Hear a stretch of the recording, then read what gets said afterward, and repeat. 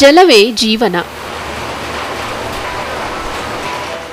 ಜೀವಿಯ ಉಗಮ ನೀರಿನ ಜೊತೆ ತಳುಕು ಹಾಕಿಕೊಂಡಿದೆ. ನೀರು ನಿಸರ್ಗದ ಅನನ್ಯ ಕೊಡುಗೆ.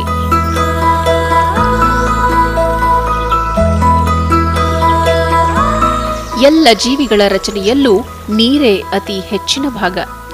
ದೇಹವನ್ನು ಆರೋಗ್ಯವಾಗಿಡುವ ಜೀವಹನಿ. ಪ್ರಪಂಚದಲ್ಲಿ ಇರುವ ನೀರಿನಲ್ಲಿ ಕುಡಿಯುವ ಶುದ್ಧತೆಯ ನೀರು ಇರುವುದು 3% ಮಾತ್ರ.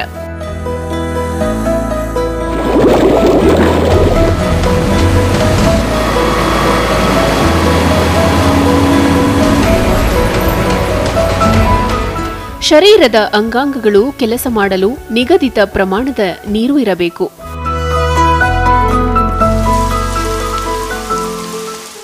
ನೀರಿನ ಮತ್ತೊಂದು ಹೆಸರೇ ಜೀವನ. ಹಿಂದಿನ ಕಾಲದಲ್ಲಿ ನೀರನ್ನು ಕೆರೆಗಳಿಂದ ಪಡೆದು ಸಂಸ್ಕರಿಸಿ ಜನರಿಗೆ ಸರಬರಾಜು ಮಾಡಲಾಗುತ್ತಿತ್ತು ಅಥವಾ ನೈಸರ್ಗಿಕವಾಗಿ ಝರಿಗಳಿಂದ ಪಡೆಯಲಾಗುತ್ತಿತ್ತು. ಕಲುಷಿತ ನೀರು ಮತ್ತು ನೈರ್ಮಲ್ಯದ ಕೊರತೆಯಿಂದ ಉಂಟಾಗುವ ಕಾಯಿಲೆಗಳಿಂದ ಪ್ರತಿ ವರ್ಷ ಲಕ್ಷೋಪಲಕ್ಷ ಜನ ಸಾವನ್ನಪ್ಪುತ್ತಿದ್ದಾರೆ. ಸಮರ್ಪಕ ಶುದ್ಧೀಕರಣ ಇಲ್ಲದಿರುವುದು, ರೋಗಕಾರಕಗಳ ಇರುವಿಕೆ ಮತ್ತು ರಾಸಾಯನಿಕ ಮಾಲಿನ್ಯ ಎಲ್ಲವೂ ಸವಾಲುಗಳೇ.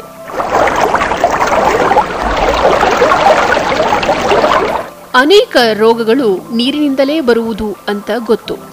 ಬಾಟಲಿ ನೀರನ್ನು ಕೊಂಡು ಕುಡಿಯುವುದರಿಂದ ರೋಗ ಬರಲ್ಲ ಅನ್ನುವ ನಂಬಿಕೆ.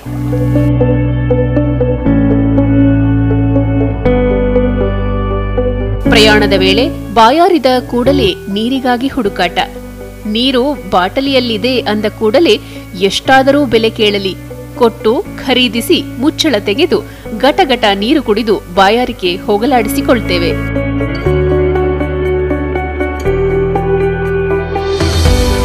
ನೀರನ್ನು ಹೀಗೇನಾ ಖರೀದಿಸೋದು? ಕುಡಿಯುವ ಮುಂಚೆ ಇದು ಕುಡಿಯಲು ಯೋಗ್ಯ ಅಂತ ಗೊತ್ತು ಮಾಡಿಕೊಳ್ಳುವುದು ಹೇಗೆ? ಇವೆಲ್ಲ ಪ್ರಶ್ನೆಗಳಿಗೆ ಸಮಾಧಾನ ತಿಳಿಯುವ ಪ್ರಯತ್ನ ಈ ಸಾಕ್ಷ್ಯಚಿತ್ರ.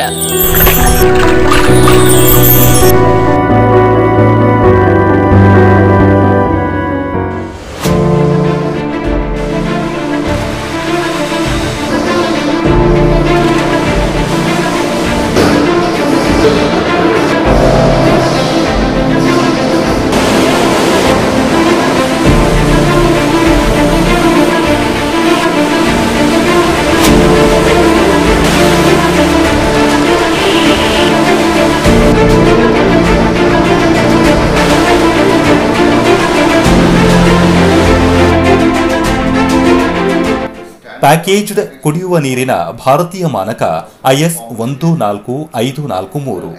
ಇದನ್ನು BIS ಆಹಾರ ಮತ್ತು ಕೃಷಿ ವಿಭಾಗೀಯ ಪರಿಷತ್ತಿನ ಅಡಿಯಲ್ಲಿ ಪ್ರಕಟಿಸಿದೆ.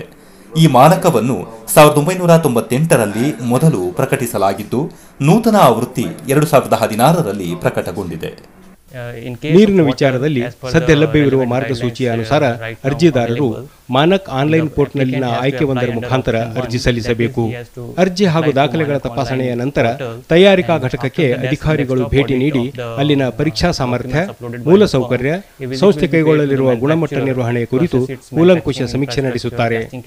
ಸಮಾಧಾನಕರ ಮೌಲ್ಯಮಾಪನದ ನಂತರ ಬಾಹ್ಯ ಪ್ರಯೋಗಾಲಯದ ಪರೀಕ್ಷೆಗಾಗಿ ಮಾದರಿಯನ್ನು ಸಂಗ್ರಹಿಸಲಾಗುತ್ತದೆ. ಪ್ರಯೋಗಾಲಯಗಳು BIS ಅಥವಾ BIS ಮಾನ್ಯತೆಗೆ ಒಳಪಟ್ಟವಾಗಿರಬಹುದು. ಪರೀಕ್ಷಾ ಫಲಿತಾಂಶವು ISI 14543 ಮಾನಕಗಳಿಗೆ ಒಳಪಟ್ಟಿದ್ದರೆ ಅಂತಹ ಸಂಸ್ಥೆಗೆ ಪರವಾನಗಿ ನೀಡಲಾಗುವುದು. ಬಾಟಲಿಗೆ ತುಂಬಿಸುವ ಮುನ್ನ ನೀರು ಯಾವ ಯಾವ ಹಂತಗಳನ್ನು ಹಾಯ್ದು ಕುಡಿಯಲು ಯೋಗ್ಯವಾಗುತ್ತದೆ ಎಂದು ತಿಳಿಯೋಣ. ಪ್ಯಾಕೇಜ್ ಮಾಡಿದ ಕುಡಿಯುವ ನೀರನ್ನು 2 ವಿಧಗಳಾಗಿ ವಿಂಗಡಿಸಲಾಗಿದೆ. IS 13428 ಪ್ರಕಾರ ಪ್ಯಾಕೇಜ್ ಮಾಡಲಾದ ನೈಸರ್ಗಿಕ ಖನಿಜಯುಕ್ತ ನೀರು ಮತ್ತು IS 14543 ಪ್ರಕಾರ ಪ್ಯಾಕೇಜ್ ಮಾಡಲಾದ ಕುಡಿಯುವ ನೀರು. ಪ್ಯಾಕ್ ಮಾಡಲಾದ ನೈಸರ್ಗಿಕ ಖನಿಜಯುಕ್ತ ನೀರಿನಲ್ಲಿ ಕಚ್ಚಾ ನೀರಿನ ಮೂಲವು BIS ಮಾನದಂಡದಲ್ಲಿ ಸೂಚಿಸಲಾದ ಎಲ್ಲಾ ಖನಿಜಗಳನ್ನು ಒಳಗೊಂಡಿರಬೇಕು ಮತ್ತು ಫಿಲ್ಟ್ರೇಷನ್ ಅಥವಾ ಡಿಕ್ಯಾಂಟೇಷನ್ ಪ್ರಕ್ರಿಯೆಗೆ ಮಾತ್ರ ಒಳಪಡಿಸಬಹುದು. ನೀರಿನ ಸಂಸ್ಕರಣೆಯು ಮುಖ್ಯವಾಗಿ ಶೋಧನೆ, ಡಿಕ್ಯಾಂಟೇಷನ್, ರಿವರ್ಸ್ ಆಸ್ಮೋಸಿಸ್ ಮತ್ತು ಸೋಂಕು ನಿವಾರಣೆ ಪ್ರಕ್ರಿಯೆಗಳನ್ನು ಒಳಗೊಂಡಿರುತ್ತದೆ. ಸಮುದ್ರದ ನೀರನ್ನು ಬಳಸಿದರೆ ಉಪ್ಪು ಹೀರಿಕೆ ಪ್ರಕ್ರಿಯೆಗೂ ಒಳಪಡಿಸಬೇಕು. ಈ ಎಲ್ಲಾ ಸಂಸ್ಕರಣೆಗಳು ನೀರಿನ ಕಲ್ಮಶವನ್ನು ಅತಿ ಕಡಿಮೆ ಮಟ್ಟಕ್ಕೆ ಮತ್ತು ಆಹಾರ ಸುರಕ್ಷತೆಗೆ ಧಕ್ಕೆ ಬಾರದಂತೆ ಸೂಕ್ಷ್ಮಾಣುಜೀವಿಗಳು ಇರಬಹುದಾದ ಮಟ್ಟಕ್ಕೆ ಇಳಿಸಲು ಸಹಕರಿಸುತ್ತವೆ. ಸಂಗ್ರಹಣೆಯಲ್ಲಿ ಎಚ್ಚರಿಕೆ. ಯಾವುದೇ ಉತ್ಪಾದನಾ ಘಟಕದ ಅನುಮೋದನೆಯ ಮೊದಲು ಎಲ್ಲಾ ಪರೀಕ್ಷೆಗಳನ್ನು ನೀರಿನ ಮೂಲದ ಮೇಲೆ ನಡೆಸಲಾಗುತ್ತದೆ. ಮರಳು ಶೋಧನೆ. ಮರಳಿನ ಫಿಲ್ಟರ್ಗಳು 30 ಮೈಕ್ರಾನ್ ವರೆಗಿನ ಸೂಕ್ಷ್ಮಾಣುಜೀವಿಗಳನ್ನು ತೆಗೆಯುತ್ತದೆ. ಸ್ಯಾಂಡ್ ಫಿಲ್ಟರ್ ಅಂತ ಇರುತ್ತೆ. ಅಲ್ಲಿ ಏನಾಗುತ್ತೆ, ಕಣ್ಣಿಗೆ ಕಾಣುವಂತಹ ಯಾವುದೇ ಫಾರಿನ್ ಮ್ಯಾಟರ್ಸ್ ಇರ್ಬೋದು, ಏನೇ ಕಪ್ಪು ಕಣಗಳು ಇರ್ಬೋದು, ಎಲ್ಲ ಫಿಲ್ಟರ್ ಆಗುತ್ತೆ. ಕಾರ್ಬನ್ ಶೋಧನೆ.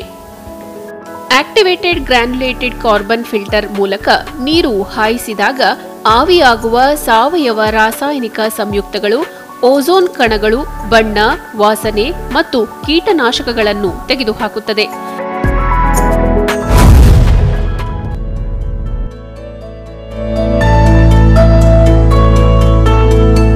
UF ಎಂಬ ಒಂದು ಫಿಲ್ಟರ್ ಟೆಕ್ನಿಕ್. ಈ ಫಿಲ್ಟರ್ ಟೆಕ್ನಿಕ್ ಏನು ಮಾಡುತ್ತೆ ಅಂದರೆ, ನಾರ್ಮಲಿ ಏನಾದರೂ ವಾಟ್ರಲ್ಲಿ ಟರ್ಬಿಡಿಟಿ ಇದ್ದರೆ, ಟರ್ಬಿಡಿಟಿ ಅನ್ನುವಂಥ ಏನಾದರೂ ಅಂಶಗಳಿದ್ದರೆ ಅದನ್ನೆಲ್ಲ ರಿಮೂವ್ ಮಾಡಿ ಮುಂದೆ ವರ್ಗಾಯಿಸಲಾಗುತ್ತೆ. Reverse osmosis.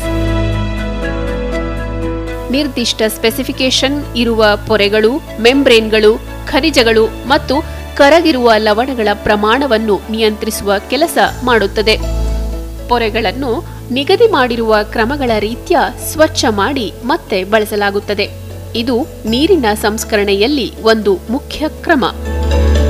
ರಿವರ್ಸ್ ಆಸ್ಮಾಸಿಸ್ ಎಂದರೆ ಏನಾಗುತ್ತೆ ಅಂದರೆ, ನಾರ್ಮಲಿ 0.66600048 ಈ ಪದರದಷ್ಟು ಇರುವಂಥ ಕಣಗಳನ್ನು ಕೂಡ ಅದು ಎಲ್ಲ ಫಿಲ್ಟರ್ ಮಾಡಿ ನಂತರ ಅದನ್ನು ಮುಂದಿನ ಪ್ರೊಸೆಸ್ ಕಳುಹಿಸುತ್ತೆ.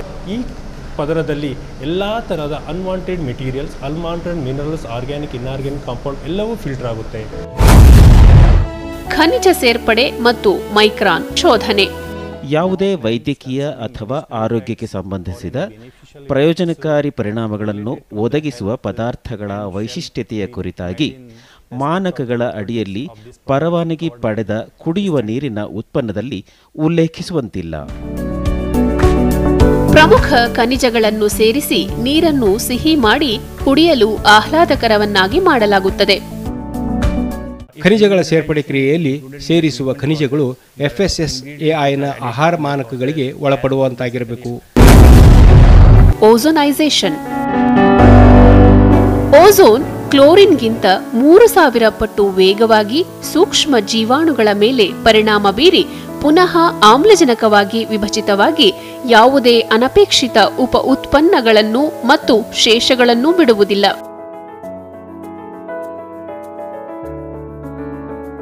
ಸ್ಟೋರ್ ಮಾಡಿದ ನಂತರ ಪುನಃ ಆ ನೀರನ್ನು ನಮ್ಮ ಬ್ಯಾಕ್ಟೀರಿಯಾ ಅಥವಾ ಅದರ್ ಮೈಕ್ರೋ ಆರ್ಗಾನಿಸಮ್ನಿಂದ ಕಾಪಾಡೋದಕ್ಕೋಸ್ಕರ ಓಝೋನ್ ಇಂಜೆಕ್ಟ್ ಮಾಡಲಾಗುತ್ತೆ.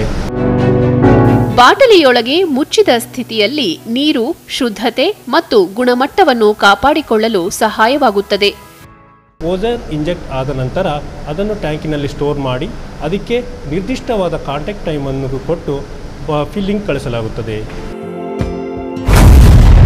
ಬಾಟ್ಲಿಂಗ್ ಹಾಗೂ ಗುಣಮಟ್ಟ ನಿಯಂತ್ರಣ ವ್ಯವಸ್ಥೆ.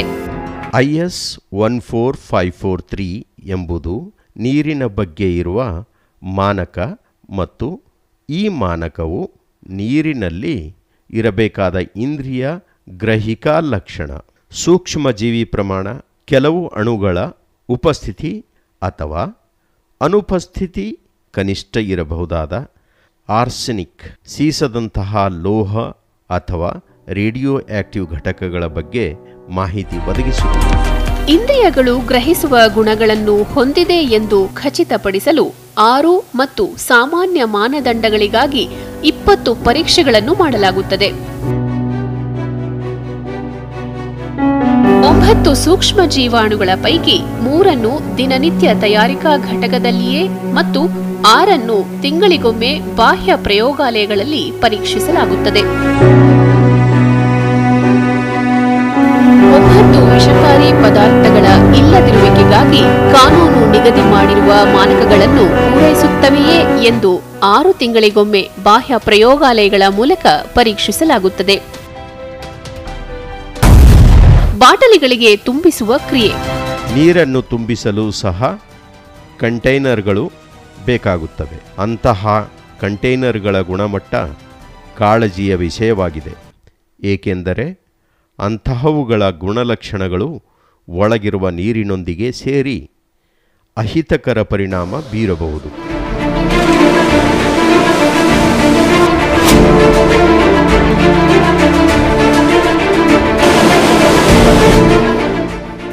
ಹಾನಿಕಾರಕ ರಾಸಾಯನಿಕಗಳನ್ನು ನೀರಿನಲ್ಲಿ ಹೊರಬಿಡದೇ ಇರುವ ಆಹಾರ ಗುಣಮಟ್ಟದ ಪ್ಲಾಸ್ಟಿಕ್ ಬಾಟಲಿಗಳು ತಯಾರಾಗಿ ನಿಗದಿತ ಪ್ರಮಾಣದ ನೀರು ತುಂಬಿ ಒಡೆದು ಪುನಃ ಮುಚ್ಚಲು ಆಗದಿರುವಂತಹ ರೀತಿಯ ಮುಚ್ಚಳಗಳನ್ನು ಮೊಹರಿನ ರೀತಿ ಹಾಕಿ ಉತ್ಪಾದಕರ ಬ್ರ್ಯಾಂಡ್ ಮತ್ತು ಇನ್ನಿತರ ಭಾರತೀಯ ಕಾನೂನುಗಳ ಅನ್ವಯ ಪ್ರಕಟಪಡಿಸಿ ಮುದ್ರಿಸಬೇಕಿರುವ ಎಲ್ಲ ಮಾಹಿತಿಗಳನ್ನು ಒಳಗೊಂಡ ಕವರ್ ನೀರಿನ ಬಾಟಲಿಗೆ ಅಂಟಿಸಲ್ಪಡುತ್ತದೆ. ಅತಿ ಮುಖ್ಯವಾಗಿ ಬಿಐಎಸ್ ರಹದಾರಿ ನೀಡಿರುವ ಐಎಸ್ಐ ಮುದ್ರೆ ಮತ್ತು ಸಂಖ್ಯೆಯನ್ನು ಲೇಬಲ್ಗಳು ಹೊಂದಿರುತ್ತವೆ. ಐಎಸ್ಐ ಚಿಹ್ನೆಯು ಪ್ರಮಾಣೀಕರಣದ ಗುರುತು. ಉತ್ಪಾದಿತ ಪದಾರ್ಥ ಬಿಐಎಸ್ ನಿಗದಿಪಡಿಸಿರುವ ಮಾನಕಗಳಿಗೆ ಅನುಗುಣವಾಗಿ ಇದೆ ಎಂಬುದನ್ನು ದೃಢಪಡಿಸುತ್ತದೆ. ಭಾರತೀಯ ಮಾನಕಗಳ ಬ್ಯೂರೋ ಸ್ಥಾಪನೆ ಆಗಿದ್ದು 1947ರಲ್ಲಿ. ನಮ್ಮ ದೇಶದಲ್ಲಿ ಉತ್ಪಾದನೆಯಾಗುವ ಸರಕುಗಳ ಭಾರತೀಯ ಗುಣಮಟ್ಟ ಮಾನಕ ರೂಪಿಸುವ ಕಾರ್ಯದಲ್ಲಿ ನಿರತವಾಗಿದೆ.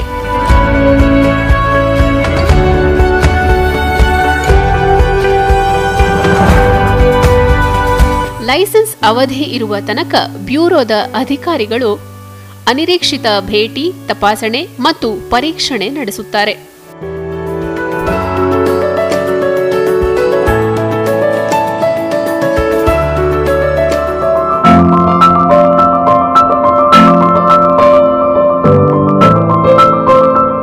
ಡ್ರಿಂಕಿಂಗ್ ವಾಟರ್, ಪ್ಯಾಕೇಜ್ ಆಗಿರೋ ಕುಡಿಯೋ ನೀರು ಅಂತ ನಾವೇನು ಹೇಳ್ತೀವಿ, ಅದರಲ್ಲಿ ನಾವು ಆಲ್ಮೋಸ್ಟ್ 44 ಪರೀಕ್ಷಣೆಗಳನ್ನು ಮಾಡ್ತೀವಿ. ಸೂಕ್ಷ್ಮ ಜೀವಾಣು ಪರೀಕ್ಷಣೆ ಅಂತ ಏನು ಹೇಳ್ತೀವಿ, ಇಂಗ್ಲೀಷಲ್ಲಿ ಮೈಕ್ರೋಬಯಾಲಜಿಕಲ್ ಟೆಸ್ಟಿಂಗ್ ಅಂತ. ಅದರಲ್ಲಿ ನಾವು E coli, coliforms, vibrio cholera, salmonella, shigella, yeast and moulds, AMC ಹೀಗೆ ಇತರ ಬೇರೆ ಬೇರೆ ಆದ ಸೂಕ್ಷ್ಮ ಜೀವಾಣುವನ್ನು ನಾವು ಪರೀಕ್ಷಣೆ ಮಾಡ್ತೀವಿ ಕುಡಿಯುವ ನೀರಲ್ಲಿ.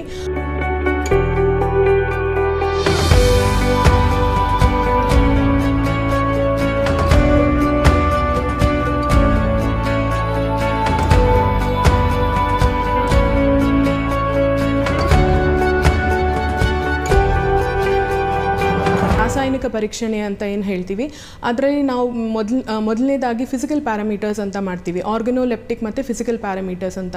ಇದರಲ್ಲಿ ನಾವು ನೀರು ಹೇಗೆ ಕಾಣುತ್ತೆ, ನೀರಿನ ಕಲರ್ ಹೇಗಿದೆ, ನೀರಿನ ಇದು ಸ್ಮೆಲ್ ಮಾಡಿ ನೋಡ್ತೀವಿ, ನೀರಿನಲ್ಲಿ ಏನಾದರೂ ಪ್ಯಾರಾಮೀಟರ್ಸ್ ಇದೆಯಾ, ಸಸ್ಪೆಂಡೆಡ್ ಮೆಟೀರಿಯಲ್ಸ್ ಅಂತ ಹೇಳ್ತಾರೆ, ಅದನ್ನು ಚೆಕ್ ಮಾಡ್ತೀವಿ. pH ನ ಚೆಕ್ ಮಾಡ್ತೀವಿ, TDS, ಆಲ್ಕಲಿನಿಟಿ.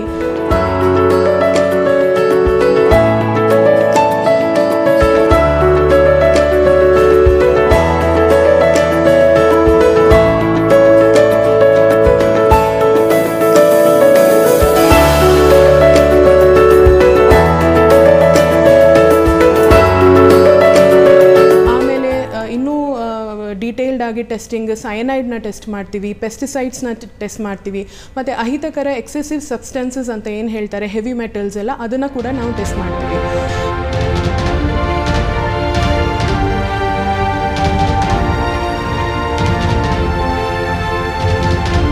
ಫೈನಲ್ ಆಗಿ ನಾವು ನೀರಿನಲ್ಲಿ, ಪ್ಯಾಕೇಜ್ಡ್ ಆಗಿರೋ ನೀರಿನಲ್ಲಿ ನಾವು ರೇಡಿಯೋ ಆಕ್ಟಿವಿಟಿ ಪ್ಯಾರಾಮೀಟರ್ಸ್ ಕೂಡ, ದಟ್ ಈಸ್ ಆಲ್ಫಾ ಎಮಿಟರ್ಸ್ ಮತ್ತು ಬೀಟಾ ಎಮಿಟರ್ಸ್ ಹಾಗೂ ಯುರೇನಿಯಂ ಕೂಡ ನಾವು ಕುಡಿಯುವ ನೀರಿನಲ್ಲಿ ಟೆಸ್ಟಿಂಗ್ ಮಾಡ್ತೀವಿ. ಪ್ರಜ್ಞಾವಂತ ಉತ್ಪಾದಕರಿಗೆ ಗ್ರಾಹಕರ ಈ ವಿಶ್ವಾಸದ ಬಗ್ಗೆ ತುಂಬಾ ಅರಿವಿದೆ.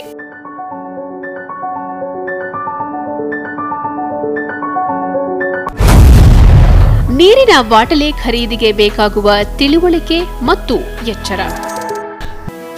ಬಾಟಲಿಗೆ ತುಂಬಿಸುವ ಕ್ರಮದ ಅತ್ಯಂತ ವಿವರ ಮಾರ್ಗಸೂಚಿಯನ್ನು ಭಾರತೀಯ ಮಾನಕಗಳ ಬ್ಯೂರೋ ಸಾರ್ವಜನಿಕವಾಗಿ ಪ್ರಕಟಿಸಿದೆ. ಅದನ್ನು ಚಾಚೂ ತಪ್ಪದೆ ಪಾಲಿಸಿದ್ದರೆ ಮಾತ್ರ ಐಎಸ್ಐ ಚಿಹ್ನೆ ಬಳಸಬಹುದು.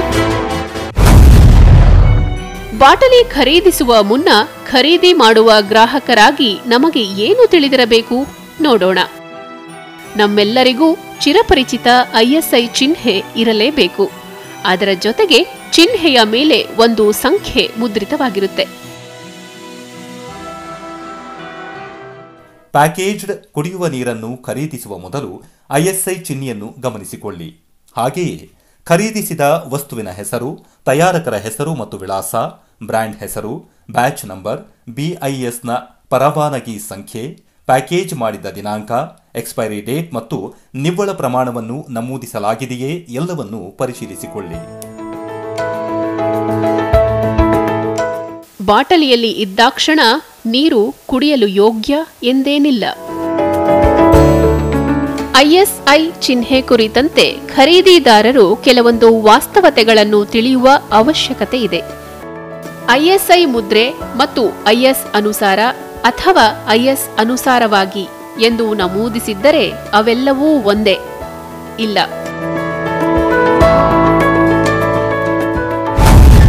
ಐಎಸ್ಐ ಮುದ್ರೆ ಹಾಕಿರುವ ಪದಾರ್ಥದ ಬೆಲೆ ಹೆಚ್ಚು, ದುಬಾರಿ, ತಪ್ಪು ಮಾಹಿತಿ. ಐಎಸ್ಐ ಮುದ್ರೆ ಹೊಂದಿರುವ ಪ್ರತಿಯೊಂದು ಪದಾರ್ಥವೂ ಬಿಐಎಸ್ನಿಂದ ಪರೀಕ್ಷಿಸಲಾಗಿರುತ್ತದೆ. ಇಲ್ಲ. ಹಾಗೆ 100ಕ್ಕೆ 100ರಷ್ಟು ಪರೀಕ್ಷೆ ಮಾಡಬೇಕಿಲ್ಲ. ಸಂಖ್ಯಾಶಾಸ್ತ್ರದ ಅನುಸಾರ ಎಷ್ಟು ಸಂಖ್ಯೆಯ ಉತ್ಪನ್ನಗಳನ್ನು ಪರೀಕ್ಷಣೆ ಮಾಡಬೇಕೆಂದು ವೈಜ್ಞಾನಿಕವಾಗಿ ನಿರೂಪಿಸಲಾಗಿರುತ್ತದೆ. ಅಷ್ಟನ್ನು ತಪಾಸಣೆ ಮಾಡಲಾಗಿರುತ್ತದೆ. ಒಮ್ಮೆ ಐಎಸ್ಐ ಮುದ್ರೆ ಬಳಸಲು ಪರವಾನಗಿ ಕೊಟ್ಟರೆ ಅದು ಎಂದೆಂದಿಗೂ ಜಾರಿಯಲ್ಲಿ ಇರುತ್ತದೆ. ಇಲ್ಲ, ನಿರ್ದಿಷ್ಟ ಅವಧಿಗೆ ಕೊಡಲಾಗಿರುತ್ತದೆ.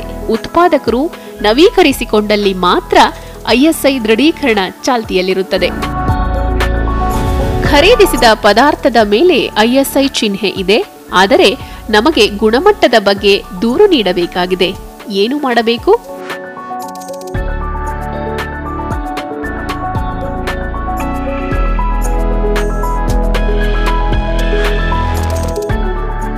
ಬಾಟಲಿಯಲ್ಲಿರುವ ನೀರೆಲ್ಲ ಕುಡಿಯಲು ಯೋಗ್ಯವಲ್ಲ. ಐಎಸ್ಐ ಚಿಹ್ನೆ ಇದ್ದರೆ ಮತ್ತು ಲೇಬಲ್ ಮೇಲೆ ಮುದ್ರಿಸಬೇಕಾದ ಎಲ್ಲ ವಿವರಗಳು ಇದ್ದರೆ ಮಾತ್ರ ಅದು ಕುಡಿಯಲು ಯೋಗ್ಯವಾದ ನೀರು. ವಿಚಕ್ಷಣೆಯಿಂದ ಗಮನಿಸಿ ಖರೀದಿಸಿ. ಶುದ್ಧ ಜಲ ಖರೀದಿದಾರರಾದ ನಿಮ್ಮ ಹಕ್ಕು.